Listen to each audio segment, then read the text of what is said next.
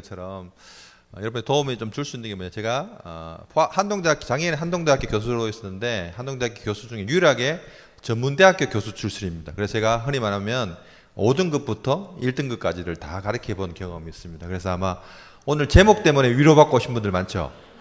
5등급도 행복할 수 있습니다. 한번 실제로 제가 했는데 목회자 특히 목사님들이 강의를 하면 성경 말씀을 가지고 하니까 다 맞는 것 같아요. 그죠? 근데 이걸 현실에 어떻게 적용할지가 참 어렵잖아요. 목사님들은 던져놓고 그냥 책임을 안 지고 가빠요. 성경대로 하면 되잖아, 그죠? 그래서 제가 고민했던 게 제가입니다. 제가 그래서 하나님께서 신 목사님이랑 붙여준 이유가 이런 이유인 것 같습니다. 진로 설계인데요, 제 30년 전 모습입니다. 어때요? 많이 변했습니까? 안 변했습니까? 이때가 고3 때거든요. 고3 때. 네? 고3 때 지금 30년 지난 이 모습인데 우리 학생들한테 얘기하면 자기 모습이 생각보다 많이 안 변하기 때문에 참 절망하는데 그 고3 때인데 매일 야간 자습하다가 놀러 갔는데 이렇게 기분은 참 좋아야 되는데 얼굴을 보면 이렇게 얼굴 보세요. 어린데 슬프죠? 이때 제가 내신 등급이 8등급이었어요. 8등급. 제가 고등학교 2학년 때 좀 놀았어요. 어디서 놀았냐면 교회에서 놀았어요. 교회만 오니까 막 교수님들 너무 좋아하는, 학교 가면 선생님들 별로 안 좋아하는데 교회 개척교회였거든요. 오면 너무 좋아하는 거예요. 그래서 제가 월요일도 교회 가고 화요일도 교회 가고 수요일도 교회 가고 교회만 갔어요. 그러니까 성적은 365명 중에 360등까지 해봤거든요. 그런데 뭘 해야 될지 어떻게 살아야 될지 참 궁금하잖아요. 어렵잖아요. 근데 성적은 오르지 않고 너무너무 힘들었어요.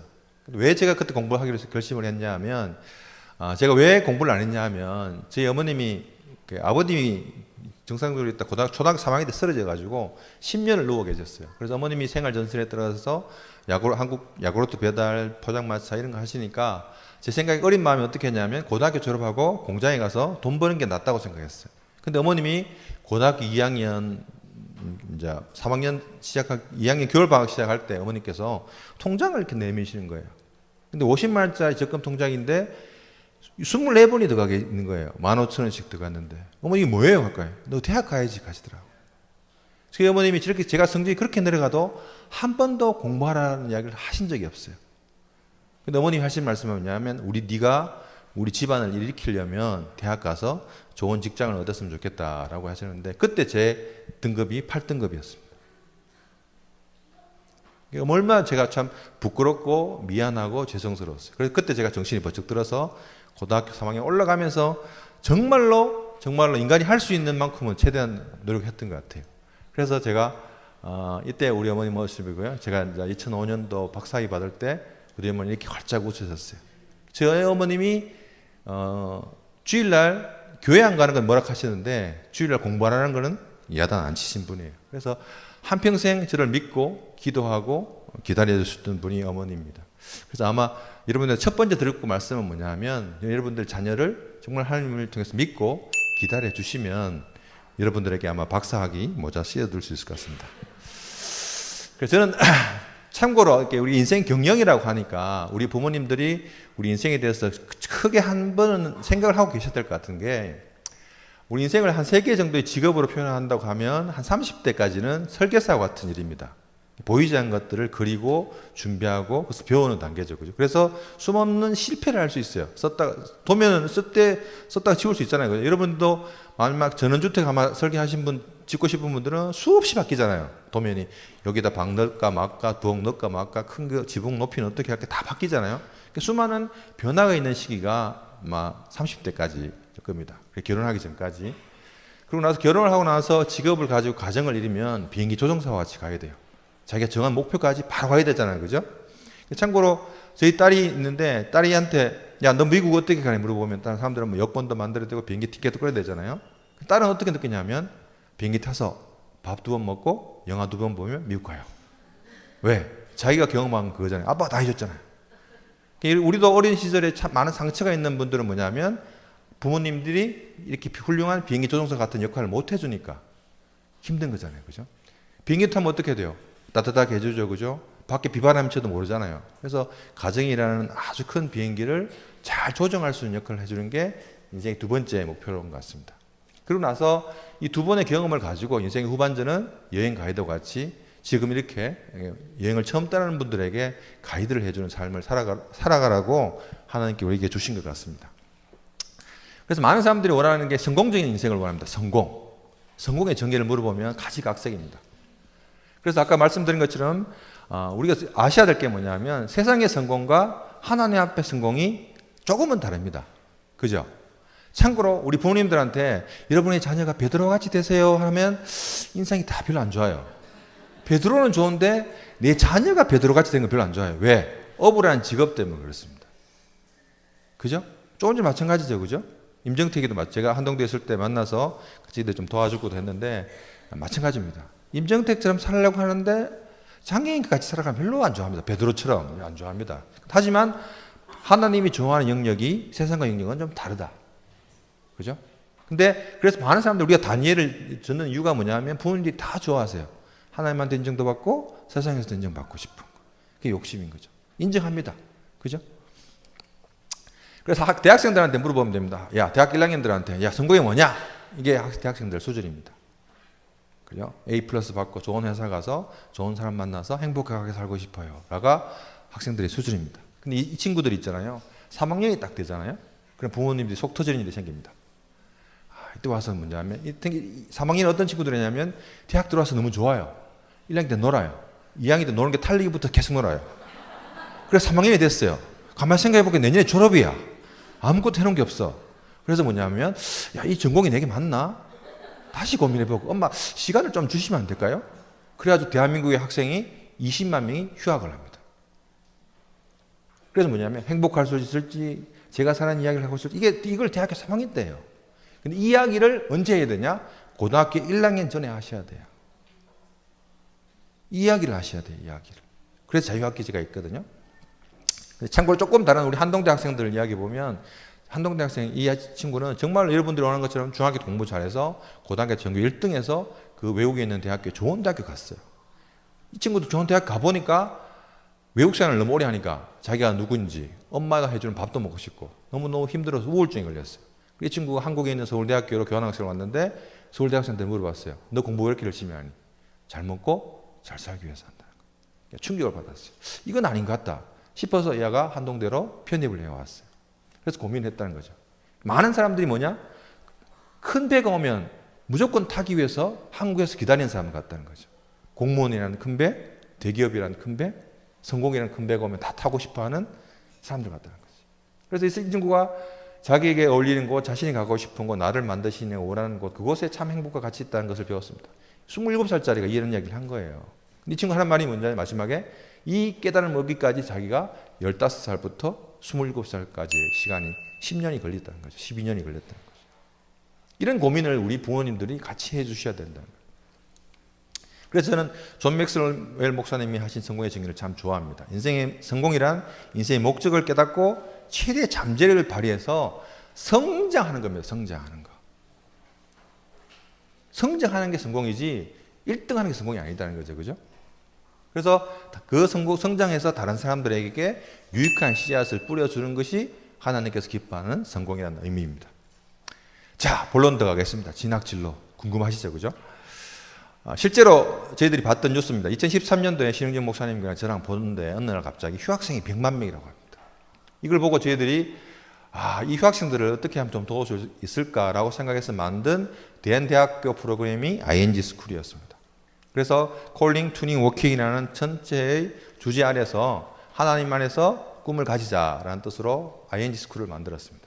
그래서 조금 전에 신흥정 목사님께서 말씀하신 그 하나님 안에서의 작품 4가지 인재상을 교육 목표로 하고 이 비전 선언문도 만들었습니다. 제가 다니엘서를 묵상하는 가운데 만드는 건데 정말로 학생들이 자기가 누군가를 알고 자기 비전을 가지도록 만들었습니다.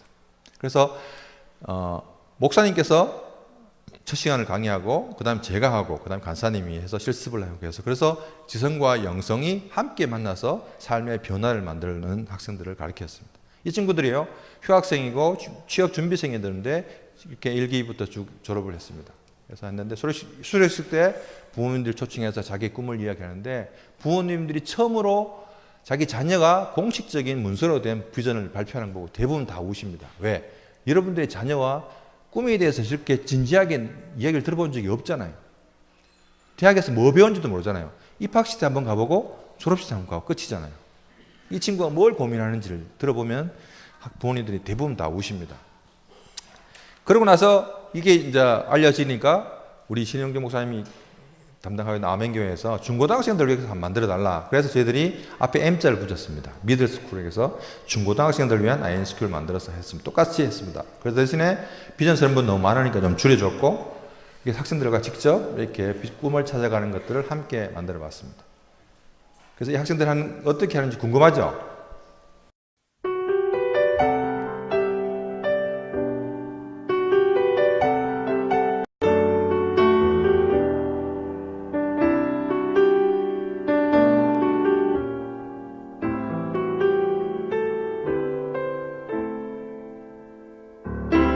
비전은 하나님 향해서 NG 우리는 하나님의 학생입니다.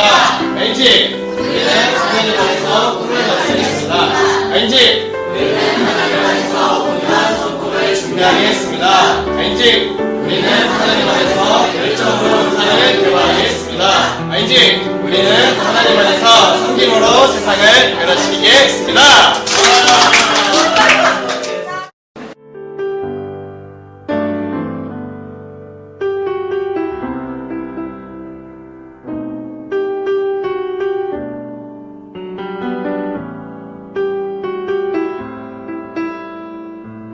나도 먹고 남을 먹일 만큼 넉넉한 게 뭔지를 발견하는 거예요. 그래서 남을 어떻게 섬기는 사람이 될까라는 것을 가르치는 거예요.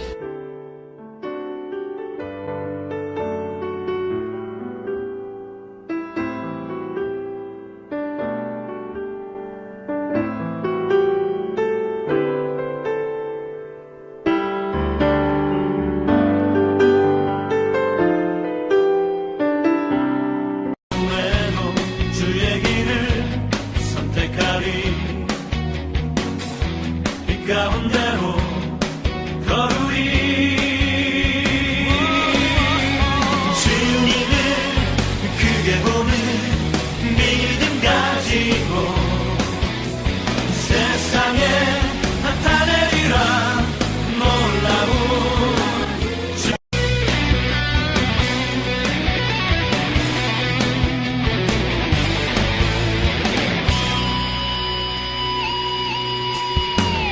저 높은 하늘 위로 밝은 태양 떠오르듯이 난 주저앉지 않으리 어떤 어려움에도 주의 길을 선택하리 빛 가운데로 걸으리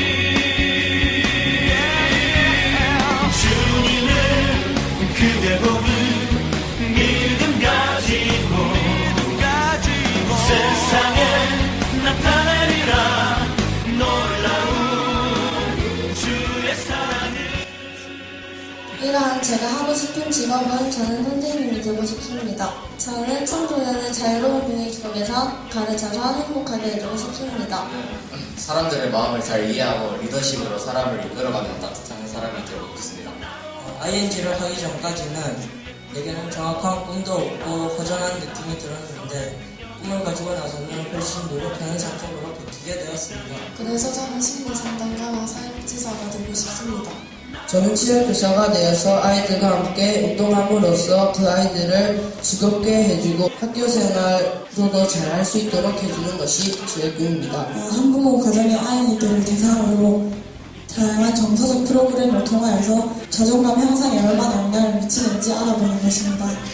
이러한 것들로 저는 세상 사람들의 마음을 공감과 이해와 통찰력으로 헤아리고 성장시키는 삶을 살고 싶은 금주혜입니다. 저는 축구 경영 프론터가 되고 싶습니다. 축구라는 스포츠를 경영하여 축구를 더 재미있고 인기 있는 스포츠로 만들고 우수한 축구를 활성화시키고 싶습니다. 청소년 전문 상담가가 되고 싶습니다. 청소년 전문 상담가가 되어 방황하는 청소년들에게 힘이 되어주고 이야기를 통해 그들이 어떠한 방향으로 나아가야 하는지 알려주며 도움을 주고 싶습니다.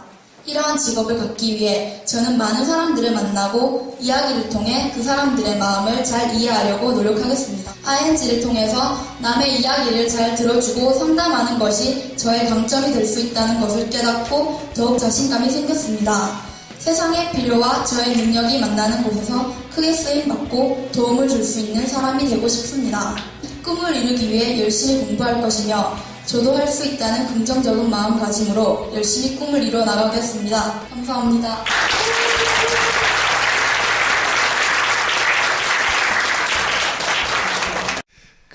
마지막에 발표했던 친구가 고등학교 올라갈 때 전교 8등 했었는데 저 수리하고 나서 전교 1등 하는 바람에 수성구에서 좀 난리가 났습니다.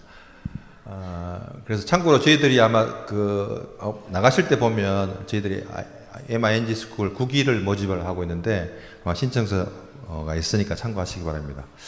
실제로 이제 구체적인 이야기를 한번 더 해보겠습니다. 엘빈 토플러라는 미래 학자가 있습니다. 이 학자가 대한민국에 와서 보고 하신 말씀이 있습니다.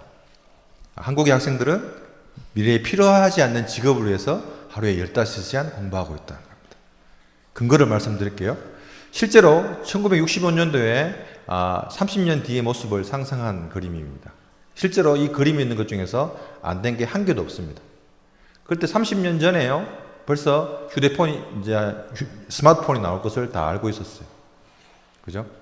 근데 지금 2030년대가 되면 어떤 정도의 예측을 하냐 하면 새로운 정보가 있으면 그거를 내 뇌에다가 업그레이드 시키면, 업로드 시키면 지식이 들어갑니다. 내가 예를 들어서 영어를 배우고 싶다 하면 영어 탁 터치하면 영어가 싹 들어가면 나는 영어를 할 수 있게 되는 거죠. 그런 시대가 되는데 우리가 뭘 준비해야 되는데 지금처럼 국, 영, 수만 공부해가지고 미래에 살 수 있겠습니까? 부모님들한테 아는 직업을 적어보라고 하면 여러분도 아마 비슷한 수준의 직업을 적을 겁니다. 그죠? 근데 지금 우리 아이들이 살아갈 때의 직업은 이런 직업들입니다. 지금. 여러분들이 아는 직업이 별로 없죠? 그죠? 이게 우리나라 한국고용노동정보원에서 공시한 미래의 유명 직업들입니다. 실제로 앞으로 증가할 직업들과 다소 감소할 것들이 있는데 보세요. 대학 교수가 감소할 거라고 생각합니다. 참고로 앞으로 5년 내외 대한민국에서 대학 교수 10,000명이 사라집니다. 왜? 학교가 없어지기 때문에. 그죠? 그래서 사라지는 직업과 새로 필요한 직업들이 분명한 차이가 있습니다. 이런 트렌드를 조금 아셔야 되고요. 그리고 다소 증가할 직업들은 이런 직업들이 있습니다. 그래서 실제로 이렇게 많은 직업들이 있는 이유가 뭐냐. 우리나라의 직업 사전에 약 11,000개의 직업이 있습니다.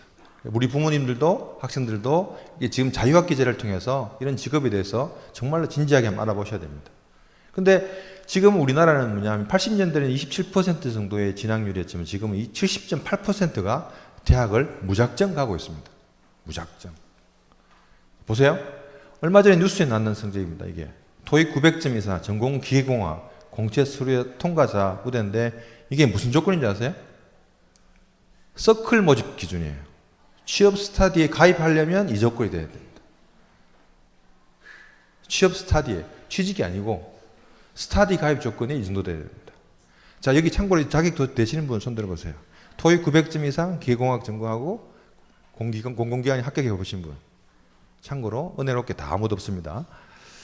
자, 얼마 전에 연대 졸업생이 연대 졸업식 날 이렇게 현수막을 붙였어요. 참고로 연대 경영학과가 취업률이 50%가 안 됩니다. 대한민국에서 두 번째 스코어 높은 연대 경영학과가 취직이 안 됩니다. 왜? 경영학과가 이제 필요 없는 세상이 됐거든요.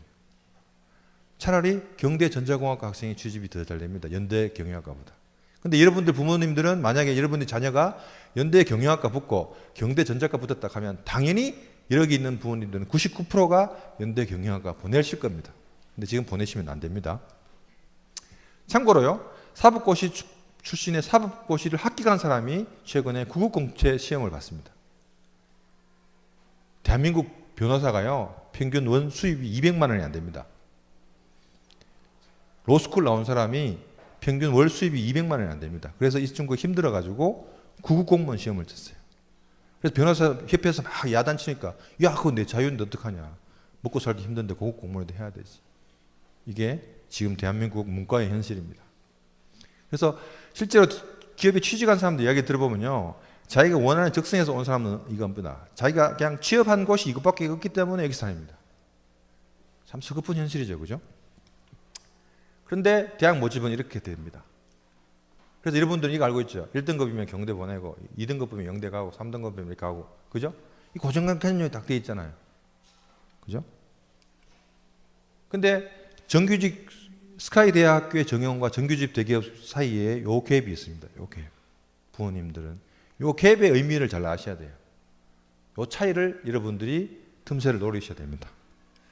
왜 그러냐면 여러분들이 부모님들이 원하는 직업은 대한민국에 1년에 한 7만 개 정도밖에 없습니다.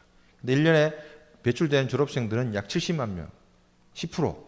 그래서 여러분들 중학교 입학을 딱 하시고 얘 성적이 10%가 안 된다. 그러면 무조건 다른 길을 가야 됩니다. 과감하게 포기해. 이게 제일 힘든 게 5등이죠. 그죠? 중학교 성적이 5등이다. 다른 길 가셔야 됩니다. 포기하셔야 됩니다. 왜 그러냐면 보세요. 대한민국 어제 발표된 월급 근로자들의 55%가 200만 이하를 받고 있습니다. 여러분들이 원하는 중산층 350만 원 정도 받는 사람 대한민국에 20%밖에 없습니다. 20%. 이게 2010년도부터 계속 고정되어 있습니다. 대한민국의 근로자의 급여는 오르지 않고 최상위 1%만 계속 오릅니다. 최상위 1%만. 그래서 여러분들 말씀 드리고 싶은 건 뭐냐면 여러분들이 원하는 그토록 원하는 대학보다는 학과를 먼저 선택하시고 학과보다는 직업을 먼저 선택하고 직업보다는 진로를 먼저 선택하시고 진로보다는 인생의 목적. 아까 말씀드린 인증대처럼 남을 도와주는 일을 하고 싶다. 그러면 소방관이나 예를 들어서 간호사가 되고 싶다. 이렇게 가는 거예요. 그래서 이제는 대학이 정말로 중요하지 않는 시대가 되었습니다. 그래서 사회에서 가장 뭐하는 직장인 인사팀에서 요구하는 게 뭐냐면 사회에서 가장 도움이 되는 역량은 첫 번째가 의사소통 능력입니다. 그 다음에 기술 활용 능력이고 그 다음에 문제 해결 능력, 그 다음에 대인관계 능력. 그죠? 전문성에다가 소통 능력이 있어야 되는 거죠. 여러분이 사장이라서 직원을 뽑고 싶으면 이런 사람 뽑고 싶을 거 아니에요. 그죠? 똑같습니다. 그죠? 그래서 이공계에서 인문계를 갈 수 있지만 인문계에서 이공계를 갈 수 없습니다. 앞으로 아마 인문계 구분이 없어지겠지만 그래서 대학 가서 전공을 하더라도 이공계를 해서 인문계 쪽이 낫고 그래서 올해 아마 서울대학교 경영학과가 내년도 신입생부터 100% 코딩 교육을 의무화시킵니다. 이제 문과 오더라도 프로그램 다 해야 됩니다. 이제 그죠? 참고로 여러분들한테 희망을 주는 얘기를 잠깐 하고 나가겠습니다. 참 멋있는 군인이죠, 그죠? 얼마 전에 나왔던 드라마 유명한 그런데 군인이 되는 방법인데 군인은 뭐 장교와 하사관 이렇게 있죠, 그죠? 참고로 직업군인 되는 장교가 되는 방법은 대한민국에 이렇게 한 5가지 방법이 있습니다. 부모님한테 한번 여쭤볼게요. 고등학교 때 1등급 하던 친구가 육군사관학교 가서 소위가 되어서 받는 월급하고 5등급 하던 친구가 전문대 가서 삼사관학교 가서 장교가 되었습니다. 이 두 사람의 월급은 같을까요? 다를까요? 머뭇거리죠, 그죠? 대한민국 소위 월급 1호봉은 180만 원 똑같습니다. 근데 학생들한테 물어보면요, 80%가 1등급 출신이 더 많이 받지 않을까요? 이렇게 얘기해요. 이 등급이 너무나 이들 속에 계급화되어 있습니다. 1등급 출신의 육군 사관학교 나와서 받는 소위 1호봉 월급이나 5등급 학생이 전문대 가서 삼사관학교에서 받는 월급이랑 같아요. 다행히로. 5등급 학생들이 박수를 막 치더라고요. 근데 1등급에 갑자기 인생이 싹 가는 거야. 쟤랑 내랑 월급이 같아? 용납이 안 되는 거야. 물론 그 안에 들어가서 소령까지는 거의 비슷해요. 그죠? 중령부터 조금 차이가, 진급하는 속도가 좀 차이가 있어서 그렇지 실제는 같습니다. 희망이 생기죠. 그죠? 희망이 생기죠. 그죠? 아멘 하셔야 되는데. 보세요. 이 친구 중에 둘 중에 한 사람은 육군사관학교 출신, 한 사람은 삼사관학교 출신인데 구분이 돼야 안 돼요.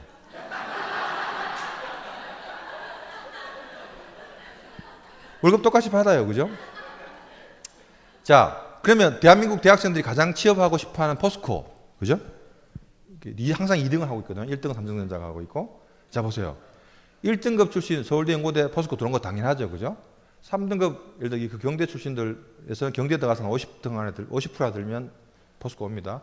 영남대 같은 데는 30% 안에 들어야 되고 계대 같은 데는 1등 해야 돼요. 근데 영지전문대 같은 데 들어와요. 자, 그러면 퀴즈.